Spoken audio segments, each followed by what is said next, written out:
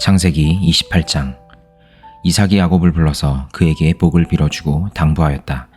너는 가나안 사람의 딸들 가운데서 아내를 맞이하지 말아라.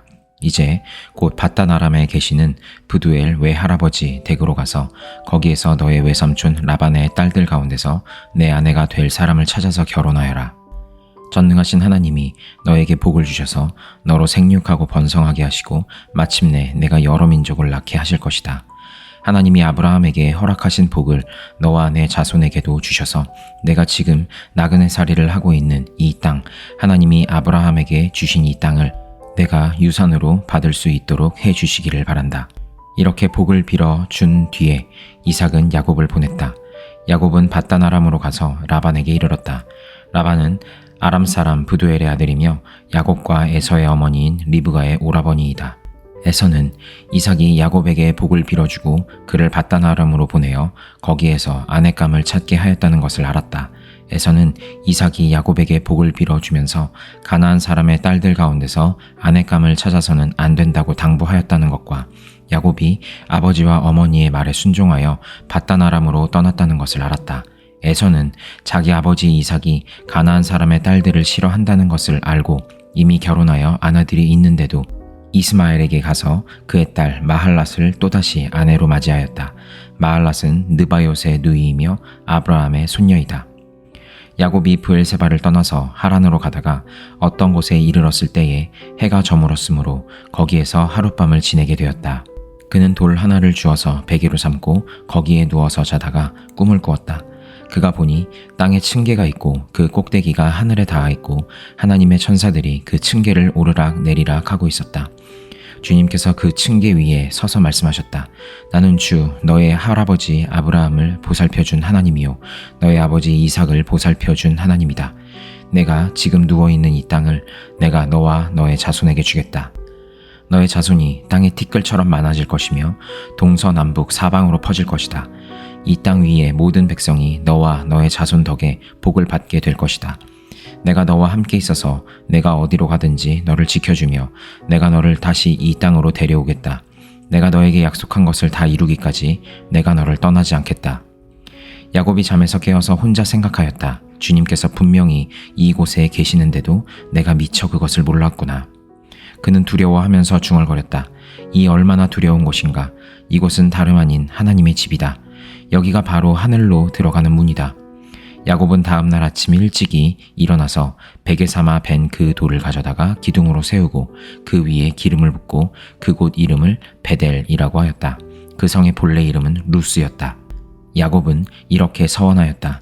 하나님께서 저와 함께 계시고 제가 가는 이 길에서 저를 지켜주시고 먹을 것과 입을 것을 주시고 제가 안전하게 저의 아버지 집으로 돌아가게 해주시면 주님이 저의 하나님이 되실 것이며 제가 기둥으로 세운 이 돌이 하나님의 집이 될 것이며 하나님께서 저에게 주신 모든 것에서 열의 하나를 하나님께 드리겠습니다. 마태복음 27장. 새벽이 되어서 대제사장들과 백성의 장로들이 모두 예수를 죽이기로 결의하였다. 그들은 예수를 결박하여 끌고 나가서 총독 빌라도에게 넘겨주었다. 그때 예수를 넘겨준 유다는 그가 유죄 판결을 받으신 것을 보고 뉘우쳐 그 은돈 30잎을 대제사장들과 장로들에게 돌려주고 말하였다. 내가 죄 없는 피를 팔아 넘김으로 죄를 지었소. 그러나 그들은 그것이 우리와 무슨 상관이요 그대의 문제요 하고 말하였다. 유다는 그 은돈을 성전에 내던지고 물러가서 스스로 목을 매달아 죽었다. 대제사장들은 그 은돈을 거두고 말하였다. 이것은 피값이니 성전 금고에 넣으면 안 돼요. 그들은 의논한 끝에 그 돈으로 토기장이의 밭을 사서 나그네들의 묘지로 사용하기로 하였다. 그 밭은 오늘날까지 피밭이라고 한다. 그래서 예언자 예레미야를 시켜서 하신 말씀이 이루어졌다. 그들이 은돈 30잎 곧 이스라엘 자손이 값을 매긴 사람의 몸값을 받아서 그것을 주고 토기장이의 밭을 샀으니 주님께서 내게 지시하신 그대로다. 예수께서 총독 앞에 서시니 총독이 예수께 물었다. 당신이 유대인의 왕이요. 그러나 예수께서는 당신이 그렇게 말하고 있소 하고 말씀하셨다. 예수께서는 대제사장들과 장로들이 고발하는 말에는 아무 대답도 하지 않으셨다. 그때 빌라도가 예수께 말하였다. 사람들이 저렇게 여러 가지로 당신에게 불리한 증언을 하는데 들리지 않소? 예수께서 한마디도 단 한 가지 고발에도 대답하지 않으시니 총독은 매우 이상히 여겼다. 명절 때마다 총독이 무리가 원하는 죄수 하나를 놓아주는 관례가 있었다. 그런데 그때에 예수 바라바라고 하는 소문난 죄수가 있었다. 무리가 모였을 때에 빌라도가 그들에게 말하였다. 여러분은 내가 누구를 놓아주기를 바라오? 바라바 예수요? 그리스도라고 하는 예수요? 빌라도는 그들이 시기하여 예수를 넘겨주었음을 알았던 것이다. 빌라도가 재판석에 앉아있을 때에 그의 아내가 사람을 보내어 말을 전하였다. 당신은 그 옳은 사람에게 아무 관여도 하지 마세요. 지난밤 꿈에 내가 그 사람 때문에 몹시 괴로웠어요. 그러나 대제사장들과 장로들은 무리를 구슬려서 바라바를 놓아달라고 하고 예수를 죽이라고 요청하게 하였다. 총독이 그들에게 물었다. 이 두 사람 가운데서 누구를 놓아주기를 바라오? 그들이 말하였다. 바라바요. 그때 빌라도가 그들에게 말하였다. 그러면 그리스도라고 하는 예수는 나더러 어떻게 하라는 거요? 그들이 모두 말하였다. 그를 십자가에 못 박으시오. 빌라도가 말하였다. 정말 이 사람이 무슨 나쁜 일을 하였소?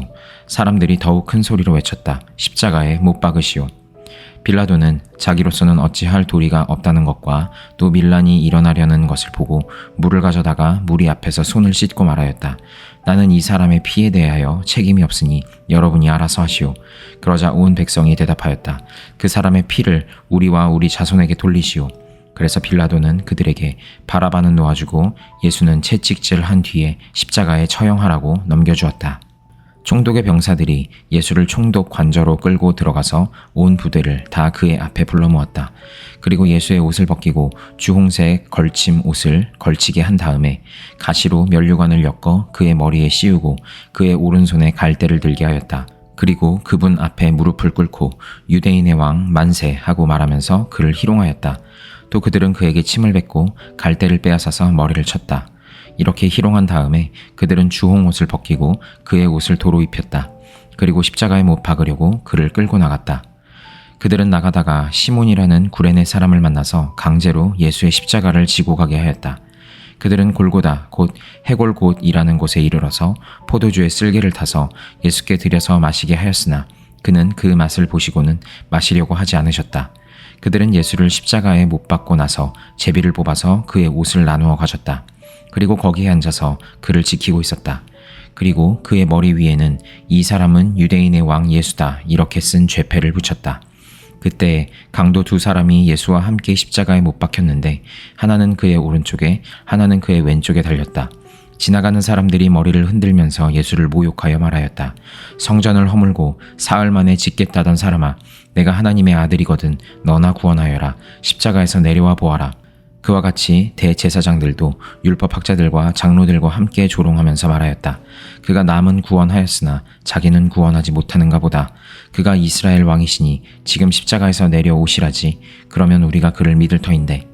그가 하나님을 의지하였으니 하나님이 원하시면 이제 그를 구원하시라지. 그가 말하기를 나는 하나님의 아들이다 하였으니 말이다. 함께 십자가에 달린 강도들도 마찬가지로 예수를 욕하였다. 낮 12시부터 어둠이 온 땅을 덮어서 오후 3시까지 계속되었다. 3시쯤에 예수께서 큰 소리로 부르짖어 말씀하셨다. 엘리 엘리 라마 사박다니. 그것은 나의 하나님 어찌하여 나를 버리셨습니까? 라는 뜻이다. 거기에 서 있는 사람들 가운데 몇이 이 말을 듣고서 말하였다. 이 사람이 엘리야를 부르고 있다. 그러자 그들 가운데서 한 사람이 곧 달려가서 해면을 가져다가 신 포도주에 적셔서 갈대에 꿰어 그에게 마시게 하였다. 그러나 다른 사람들은 어디 엘리야가 와서 그를 구하여 주나 두고 보자 하고 말하였다. 예수께서 다시 큰 소리로 외치시고 숨을 거두셨다. 그런데 보아라, 성전 휘장이 위에서 아래까지 두 폭으로 찢어졌다. 그리고 땅이 흔들리고 바위가 갈라지고 무덤이 열리고 잠자던 많은 성도의 몸이 살아났다. 그리고 그들은 예수께서 부활하신 뒤에 무덤에서 나와 거룩한 도성에 들어가서 많은 사람에게 나타났다. 백부장과 그와 함께 예수를 지키는 사람들이 지진과 여러 가지 일어난 일들을 보고 몹시 두려워하여 말하기를 참으로 이분은 하나님의 아들이셨다 하였다. 거기에는 많은 여자들이 멀찍이 지켜보고 있었는데 그들은 예수께 시중을 들면서 갈릴리에서 따라온 사람이었다. 그들 가운데는 막달라 출신 마리아와 야고보와 요셉의 어머니 마리아와 세베대의 아들들의 어머니가 있었다. 날이 저물었을 때에 아리마대 출신으로 요셉이라고 하는 한 부자가 왔다. 그도 역시 예수의 제자이다. 그 사람이 빌라도에게 가서 예수의 시신을 내어달라고 청하니 빌라도가 내어주라고 명령하였다. 그래서 요셉은 예수의 시신을 가져다가 깨끗한 삼배로 싸서 바위를 뚫어서 만든 자기의 새 무덤에 모신 다음에 무덤 어귀에다가 큰 돌을 굴려 놓고 갔다. 거기 무덤 맞은편에는 막달라 마리아와 다른 마리아가 앉아 있었다. 이튿날 곧 예비일 다음 날에 대제사장들과 바리새파 사람들이 빌라도에게 몰려가서 말하였다. 각하, 세상을 미혹하던 그 사람이 살아있을 때에 사흘 뒤에 자기가 살아날 것이라고 말한 것을 우리가 기억하고 있습니다. 그러니 사흘째 되는 날까지는 무덤을 단단히 지키라고 명령해 주십시오. 혹시 그의 제자들이 와서 시체를 훔쳐가고서는 백성에게는 그가 죽은 사람들 가운데서 살아났다 하고 말할지도 모릅니다. 그렇게 되면 이번 속임수는 처음 것보다 더 나쁜 영향을 미칠 것입니다. 빌라도가 그들에게 말하였다. 경비병을 내줄 터이니 물러가서 제주껏 지키시오. 그들은 물러가서 그 돌을 봉인하고 경비병을 두어서 무덤을 단단히 지켰다. 에스더 4장. 모르드게는 이 모든 일을 알고서 옷을 찢고 굵은 베옷을 걸치고 재를 뒤집어 쓴 채로 성 안으로 들어가서 대성통곡을 하였다. 그런데 굵은 베옷을 입고서는 어느 누구도 대궐 문 안으로 들어갈 수 없었으므로 그는 대궐 문 밖에 주저앉았다. 왕이 내린 명령과 조서가 전달된 지방마다 유다 사람들은 온통 탄식하고 금식하며 슬프게 울부짖었다. 모두들 굵은 배에 옷을 걸치고서 제 위에 누웠다. 에스더의 시녀들과 내시들이 에스더에게 가서 모르드게가 당한 일을 말하니 왕후는 크게 충격을 받았다. 에스더가 모르드게에게 옷을 보내며 굵은 베옷을 벗고 평상복으로 갈아입기를 권하였지만 모르드게는 듣지 않았다. 에스더는 왕이 자기를 보살피라고 보내준 궁전 내시 가운데서 하닥을 불러서 무엇 때문에 모르드게가 괴로워하는지 왜 그러는지 알아보라고 하였다. 하닥은 대궐문 앞 도성 광장에 있는 모르드게에게로 갔다. 모르드게는 자기에게 일어난 일을 처음부터 끝까지 하닥에게 모두 이야기하였다. 하만은 유다 사람을 모조리 없애려고 왕의 금고 출납을 맡은 관리들에게 주어 입금하겠다고 약속한 돈의 정확한 액수까지 밝혔다. 모르드게는 수산성에 선포된 유다 사람을 전멸시키라는 칙령의 사본을 하닥에게 건네주면서 에스더에게 그것을 보이고 설명하여 드리라고 하였다. 또한 모르드게는 에스더가 직접 어전에 나가서 왕에게 자비를 구하고 최선을 다하여 자기 결례를 살려달라고 탄원하도록 하닥을 시켜서 부탁하였다. 하닥은 돌아가서 모르드게에게 들은 이야기를 에스더에게 전하였다. 에스더는 다시 하닥을 보내서 모르드게에게 이렇게 전하라고 하였다. 임금님이 부르시지 않았는데 안뜰로 들어가서 왕에게 다가가는 자는 남자든지 여자든지 모두 사형으로 다스리도록 되어 있습니다. 이러한 법은 모든 신하들과 왕이 다스리는 모든 지방 백성들이 다 알고 있습니다. 다만 임금님이 금으로 만든 규를 내밀어서 목숨을 살려주실 수는 있습니다. 그런데 임금님이 나를 부르지 않으신 지가 벌써 30일이나 되었습니다. 하닥이 레인이 에스더의 말을 그대로 모르드게에게 전하니 모르드게는 그들을 시켜서 에스더에게 다음과 같이 전하라고 하였다. 왕후께서는 궁궐에 계시다고 하여 모든 유다 사람이 겪는 재난을 피할 수 있다고 생각하십니까? 이런 때에 왕후께서 입을 다물고 계시면 유다 사람들은 다른 곳에서라도 도움을 얻어서 마침내는 구원을 받고 살아날 것이지만 왕후와 왕후의 집안은 멸망할 것입니다. 왕후께서 이처럼 왕후의 자리에 오르신 것이 바로 이런 일 때문인지를 누가 합니까? 에스더는 다시 그들을 시켜서 모르드게에게 이렇게 전하라고 하였다. 어서 수산에 있는 유다 사람들을 한 곳에 모으시고 나를 위하여 금식하게 하십시오. 사흘 동안은 밤낮 먹지도 마시지도 말게 하십시오. 나와 내 시녀들도 그렇게 금식하겠습니다. 그렇게 하고 난 다음에는 법을 어기고서라도 내가 임금님께 나아가겠습니다. 그러다가 죽으면 죽으렵니다. 모르드게는 나가서 에스더가 일러준 대로 하였다. 사도행전 27장. 우리가 배로 이탈리아에 가야 하는 것이 결정되었을 때에 그들은 바울과 몇몇 다른 죄수를 황제 부대의 백부장 율리오라는 사람에게 넘겨주었다. 우리는 아드라 무테노 호를 타고 출항하였다. 이 배는 아시아 연안의 여러 곳으로 항해하는 배였다. 데살로니가 출신인 마케도니아 사람 아리스다고도 우리와 함께 하였다. 이튿날 우리는 시돈의 배를 대었다. 율리오는 바울에게 친절을 베풀어 친구들에게로 가서 보살핌을 받는 것을 허락하였다.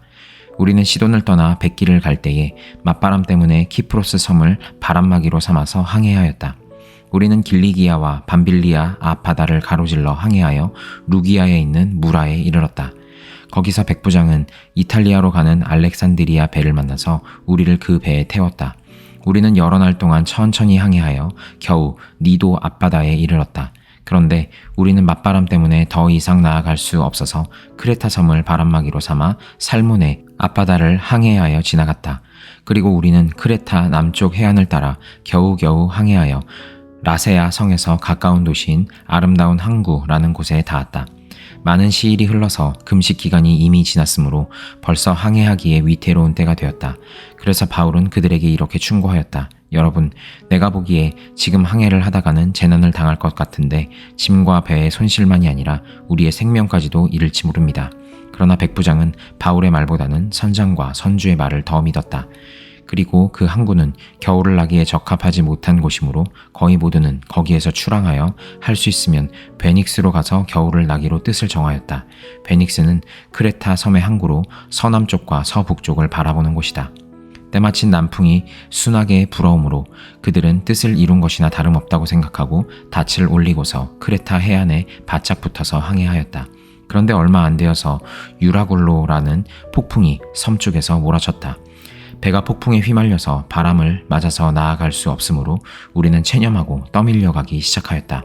그런데 우리가 가우다라는 작은 섬 아래쪽을 따라 밀려갈 때에 그 섬이 어느 정도 바람막이가 되어 주었으므로 우리는 간신히 거룻배를 휘어잡을 수 있었다. 선원들은 거룻배를 갑판 위에다가 끌어올리고 밧줄을 이용하여 선체를 동여매었다. 그리고 그들은 리비아 근해에 모래톱으로 밀려들까 두려워서 바다에 닻을 내리고 그냥 떠밀려 가고 있었다. 우리는 폭풍에 몹시 시달리고 있었는데 다음 날 선원들은 짐을 바다에 내던지고 사흘째 날에는 자기네들 손으로 배의 장비마저 내버렸다. 여러 날 동안 해도 별도 보이지 않고 거센 바람만이 심하게 불었으므로 우리는 살아남으리라는 희망을 점점 잃었다. 사람들은 오랫동안 아무것도 먹지 못하고 있었다. 그때 바울이 이렇게 말하였다. 여러분은 내 말을 듣고 크레타에서 출항하지 않았어야 했습니다. 그랬으면 이런 재난과 손실은 당하지 않았을 것입니다. 그러나 이제 나는 여러분에게 권합니다. 기운을 내십시오. 이 배만 잃을 뿐 여러분 가운데 한 사람도 목숨을 잃지는 않을 것입니다. 바로 지난밤에 나의 주님이시오 내가 섬기는 분이신 하나님의 천사가 내 곁에 서서 바울아 두려워하지 말아라. 너는 반드시 황제 앞에 서야 한다. 보아라, 하나님께서는 너와 함께 타고 가는 모든 사람의 안전을 너에게 맡겨주셨다 하고 말씀하셨습니다. 그러므로 여러분, 힘을 내십시오. 나는 하나님께서 나에게 말씀하신 그대로 되리라고 믿습니다. 우리는 반드시 어떤 섬으로 밀려가 닿게 될 것입니다. 10나흘째 밤이 되었을 때에 우리는 아드리아 바다에 떠밀려 다녔다. 한밤중에 선원들은 어떤 육지에 가까이 이르고 있다고 짐작하였다. 그들이 물 깊이를 재어보니 20길이었다. 좀 더 가서 재니 15길이었다. 우리는 혹시 암초에 걸리지는 않을까 염려하여 고물에서 닷 4개를 내리고 나리 3개를 고대하였다. 그런데 선원들이 배를 버리고 달아나려고 이물에서 닻을 내리는 척하면서 바다에 거룻배를 풀어내렸다. 바울은 백부장과 병사들에게 말하였다. 만일 이 사람들이 배에 그대로 남아있지 않으면 당신들은 무사할 수 없습니다. 그러자 병사들이 거룻배의 밧줄을 끊어서 거룻배를 떨어뜨렸다. 날이 새어 갈 때에 바울은 모든 사람에게 음식을 먹으라고 권하면서 말하였다. 여러분은 오늘까지 10나흘 동안이나 마음을 졸이며 아무것도 먹지 못하고 굶고 지냈습니다. 그래서 나는 여러분들에게 음식을 먹으라고 권합니다. 그래야 여러분은 목숨을 유지할 힘을 얻을 것입니다. 여러분 가운데서 아무도 머리카락 하나라도 잃지 않을 것입니다. 바울은 이렇게 말하고 나서 빵을 들어 모든 사람 앞에서 하나님께 감사를 드리고 떼어서 먹기 시작하였다. 그러자 사람들은 모두 용기를 얻어서 음식을 먹었다. 배에 탄 우리의 수는 모두 276명이었다. 사람들이 음식을 배부르게 먹은 뒤에 남은 식량을 바다에 버려서 배를 가볍게 하였다. 날이 새니 어느 땅인지는 알 수 없지만 모래밭이 있는 항만이 보였다. 그래서 그들은 어떻게 해서든지 배를 거기로 몰아 해변에 대기로 작정하였다. 닻을 모두 끊어서 바다에 버리고 동시에 키를 묶은 밧줄을 늦추었다. 그리고 앞 돛을 올려서 바람을 타고 해안 쪽으로 들어갔다. 그런데 두 물살이 합치는 곳에 끼어들여서 배가 모래톱에 걸렸다. 이물은 박혀서 움직이지 않고 고물은 심한 물결에 깨졌다. 병사들은 죄수들이 혹시 헤엄쳐 도망갈까봐 그들을 죽여버리려고 계획하였다. 그러나 백부장은 바울을 구하려고 병사들의 의도를 막고 헤엄칠 수 있는 사람들은 먼저 뛰어내려서 무트로 올라가라고 명령하였다. 그리고 그 밖의 사람들은 널빤지나 부서진 배 조각을 타고 무트로 나가라고 명령하였다. 이렇게 해서 모두 무트로 올라와서 구원을 받게 되었다.